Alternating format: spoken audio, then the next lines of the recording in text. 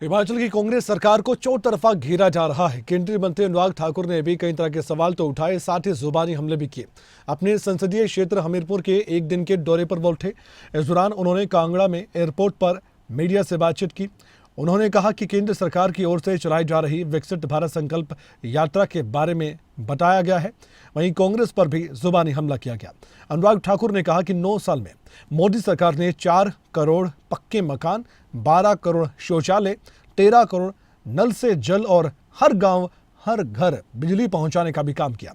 2047 से पहले हम भारत को एक विकसित देश बनाएंगे। वहीं कांग्रेस पर बोलते हुए उन्होंने कहा, कांग्रेस कभी गरीबी हटाओ का नारा दिया करती थी।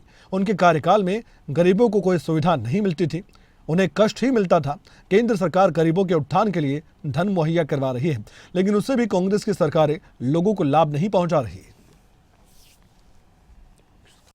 नरेंद्र मोदी जी के नेतृत्व में गरीबों के कल्याण के लिए और विकास, देश के विकास के लिए अनेकों योजनाएं चलाई गई, जिसके कारण पिछले 9 वर्षों में 4 करोड़ पक्के मकान, 12 करोड़ शौचालय, 13 करोड़ घरों को नल से जल, हर घर हर गांव तक बिजली पहुंचाने का कार्य, 60 करोड़ लोगों को 5 लाख का इलाज बिल्कुल मुफ्त में मिलना और 80 करोड़ लोगों को मुफ्त में अनाज देना और मुफ्त वैक्सीन जैसी योजनाएं आज देश में चल रही हैं। जो बाकी लोग हैं, जो लाभार्थी हो सकते हैं, उन तक इसकी जानकारी भी पहुंचाई जाए और देश भर के लोगों को इससे अवगत भी करवाया जाए।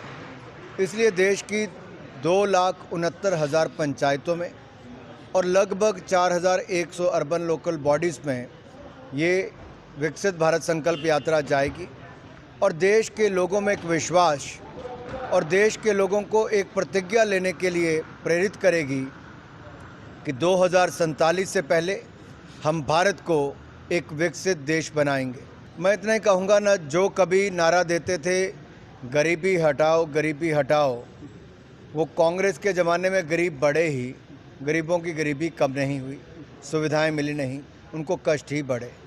लेकिन जब गरीब माँ का बेटा नरेंद्र मोदी दूसरी ओर जीत कर आए तो उन्होंने गरीबों के कल्याणकारी योजनाएं चलाई और करोड़ों लोगों को घर से लेकर शौचालय, पक्का मकान और पीने के पानी से लेकर मुफ्त इलाज तक की सुविधा भी दी।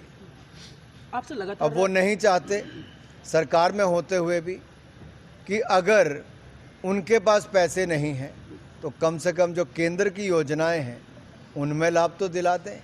उनको तो कुछ नहीं करना, 1 रुपया खर्च नहीं करना। केंद्र सरकार हेल्थ मिशन के अंतर्गत पैसा दे रही है, क्या वो गरीबों के इलाज के लिए कैंप नहीं लगा सकते? क्यों सरकार नहीं लगा रही?